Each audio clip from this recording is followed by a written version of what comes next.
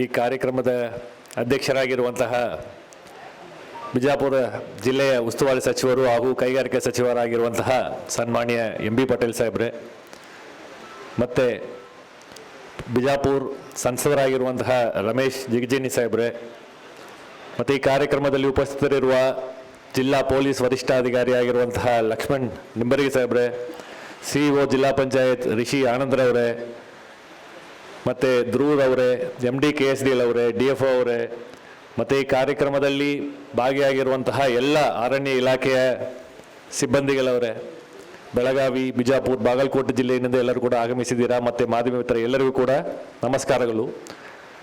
ಇದು ಒಂದು ಅತಿ ಮುಖ್ಯ ಒಂದು ಕಾರ್ಯಕ್ರಮ. ಪ್ರಮುಖವಾಗಿ ವಿಜಯಪುರ ಜಿಲ್ಲೆ ಅಂತ ಹೇಳಿದರೆ ಅತಿ ಹೆಚ್ಚು ಬರಪೀಡಿತ ಒಂದು ಪ್ರದೇಶವಾಗಿ ಇರುವಂಥ ಒಂದು ಜಿಲ್ಲೆ. ಜಾಸ್ತಿ ದೂರ ಏನಿಲ್ಲ. ನಾನು ಇಲ್ಲಿ ನನ್ನ ಫಸ್ಟ್ ಪೋಸ್ಟಿಂಗ್ ಇಲ್ಲಿ ಇಂಡಿ ಸಬ್ ಡಿವಿಷನ್ನಲ್ಲಿ ಅಸಿಸ್ಟೆಂಟ್ ಕಮಿಷನರ್ ಆಗಿ ಬಂದಿದ್ದ ಸಂದರ್ಭದಲ್ಲಿಯೂ ಕೂಡ ಈ ರೀತಿ ತುಂಬ ಬರಪೀಡಿತ ಒಂದು ಪ್ರದೇಶ ಇದೆ ಅಂತ ಹೇಳಿ ಇಡೀ ರಾಜ್ಯದಲ್ಲಿ one of the most drought prone area ಅಂತ ಇರುವಂಥ ಒಂದು ಸಂದರ್ಭ.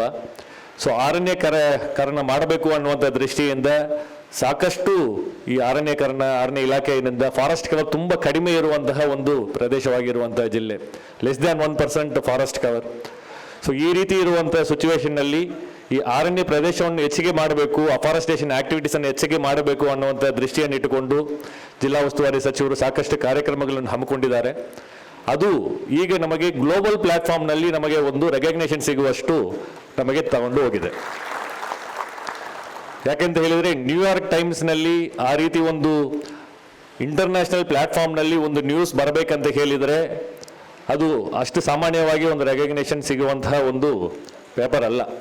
ಅದರ ಔಟ್ಕಮ್ ಬರಬೇಕು, ಎಲ್ಲಿ ನೀಡ್ ಇದೆಯೋ ಆ ದೂರದೃಷ್ಟಿನಿಂದ ಮಾಡಿರುವಂತಹ ಒಂದು ಇಂಟರ್ವೆನ್ಷನ್ನಿಂದ ಈಗ ಅದರದ್ದು ನಮಗೆ ಬೆನಿಫಿಟ್ ಸಿಗ್ತಾ ಇದೆ. ಬೆನಿಫಿಟ್ಸ್ ಅಂತ ಹೇಳಿದರೆ ಡೈರೆಕ್ಟ್ ಬೆನಿಫಿಟ್ಸ್ ಅಂದರೆ ಓವರಾಲ್ ಟೆಂಪರೇಚರ್ ಕಡಿಮೆ ಆಗಿರುವಂಥದ್ದು, ಮತ್ತು ಯಾವುದು ಈ ವನ್ಯಜೀವಿಗಳಿದೆಯವಲ್ಲ ಅವೆಲ್ಲ ಸಾಕಷ್ಟು ನಮಗೆ ನೋಡಲಿಕ್ಕೆ ಸಿಗ್ತಾ ಇರುವಂಥದ್ದು, ಪಕ್ಷಿಗಳು ನೋಡಲಿಕ್ಕೆ ಸಿಗ್ತಾ ಇರುವಂಥದ್ದು, ಮತ್ತು ಅಂತರ್ಜಲ ಮಟ್ಟ ಹೆಚ್ಚಿಗೆ ಆಗಿರುವಂಥದ್ದು ಇದೆಲ್ಲವೂ ಕೂಡ ಅಬ್ಜೆಕ್ಟಿವ್ ಔಟ್ಕಮ್ಸ್. ಅಂದರೆ ಇವತ್ತಿನ ಡೇಟ್ಗೂ ಮತ್ತು ಈ ಅರಣ್ಯೀಕರಣ ಆಗೋಕ್ಕಿಂತ ಮುಂಚೆ ನಾವು ನೋಡಿದರೆ ಇದಕ್ಕೆ ಎರಡಕ್ಕೂ ಇರುವಂತಹ ಅಂತರವನ್ನು ನಾವು ಮೆಷರ್ ಮಾಡಿ ನೋಡಲಿಕ್ಕೆ ಸಿಗ್ತಾ ಇರುವಂಥ ಔಟ್ಕಮ್ಸು. ಇದನ್ನೆಲ್ಲ ಆಧರಿಸಿ ಒಂದು ಗ್ಲೋಬಲ್ ಪ್ಲಾಟ್ಫಾರ್ಮ್ನಲ್ಲಿ ನಮ್ಮ ಜಿಲ್ಲೆಗೆ ಒಂದು ರೆಕಗ್ನೇಷನ್ ಸಿಕ್ಕಿದೆ.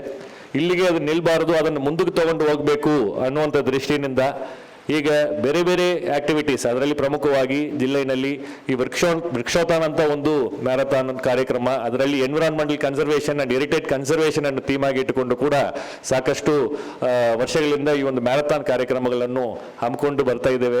ಅದರಲ್ಲೂ ಕೂಡ ಈ ಅವೇರ್ನೆಸ್ ಆಗಬೇಕು ಮತ್ತು ಪ್ಲಾಂಟೇಶನ್ಸ್ ಆಗಬೇಕು ಅನ್ನುವಂಥ ದೃಷ್ಟಿ ಇದೆ. ಸೊ ಓವರಾಲ್ ನಮ್ಮ ಜಿಲ್ಲೆಗೆ ಅರಣ್ಯೀಕರಣ ಎಷ್ಟು ಇಂಪಾರ್ಟೆಂಟ್ ಯಾಕೆಂತ ಹೇಳಿದರೆ ಸಸ್ಟೈನಬಲ್ ಡೆವಲಪ್ಮೆಂಟ್ ಅಂತ ಕರೀತಾರೆ. ತುಂಬ ಸುಲಭ ಹೇಳುವಂಥದ್ದು, ಡೆವಲಪ್ಮೆಂಟ್ ಅಂತ ಹೇಳೋದು ತುಂಬ ಸುಲಭ. ಬಟ್ ಸುಸ್ಥಿರ ಅಭಿವೃದ್ಧಿ ಅಂತ ಹೇಳಿ ನಾವು ಮಾತಾಡಬೇಕಂತ ಹೇಳಿದರೆ, ಅಭಿವೃದ್ಧಿ ಮಾಡಬೇಕಾದ್ರೆ ಅದಕ್ಕೆ ಯಾವ ರೀತಿಯಾದಂಥ ಪರಿಣಾಮ ಆ ಪರಿಸರ ಮೇಲ್ಗಡೆ ಬೀಳ್ತದೆ ಅನ್ನುವಂಥದ್ದನ್ನು ಅರಿದುಕೊಂಡು ಆ ಅಭಿವೃದ್ಧಿ ಯೋಜನೆಯನ್ನು ರೂಪುರೇಷೆ ನಾವು ಮಾಡಿದರೆ ಅದು ಸುಸ್ಥಿರ ಅಭಿವೃದ್ಧಿ ಆಗ್ತದೆ ಅಂತ ಹೇಳಿ ಈ ಕಾರ್ಯಕ್ರಮದಲ್ಲಿ ಈ ಯಾವುದೇ ಒಂದು ಜಿಲ್ಲೆಯಲ್ಲಿ ಬರುವಂಥ ಅಭಿವೃದ್ಧಿ ಬಂದರೂ ಕೂಡ ಎಷ್ಟು ಮಟ್ಟಕ್ಕೆ ನಾವು ಅಫಾರೆಸ್ಟೇಷನ್ ಆಕ್ಟಿವಿಟೀಸ್ ಮಾಡಬೇಕು, ಎಷ್ಟು ನಾವು ಮರಗಳನ್ನು ಫಾರೆಸ್ಟ್ ಕವರನ್ನು ಲೂಸ್ ಮಾಡ್ತಾ ಇದ್ದೇವೆ, ಅದನ್ನೆಲ್ಲ ಲೆಕ್ಕ ಮಾಡಿಕೊಂಡು ನಮ್ಮ ಅಭಿವೃದ್ಧಿಯನ್ನು ನಾವು ನೋಡ್ಕೊಂಡು ಹೋಗಬೇಕಾಗ್ತದೆ.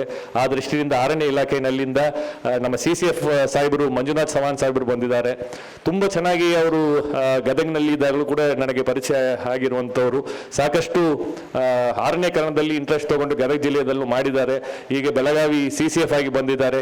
ಈ ಎಂಟೈರ್ ಸರ್ಕಲ್ನಲ್ಲಿ ಸಾಕಷ್ಟು ಅಫಾರೆಸ್ಟೇಷನ್ ಆಕ್ಟಿವಿಟೀಸ್ಗೆ ಸಪೋರ್ಟ್ ಮಾಡ್ತಾ ಇದ್ದಾರೆ.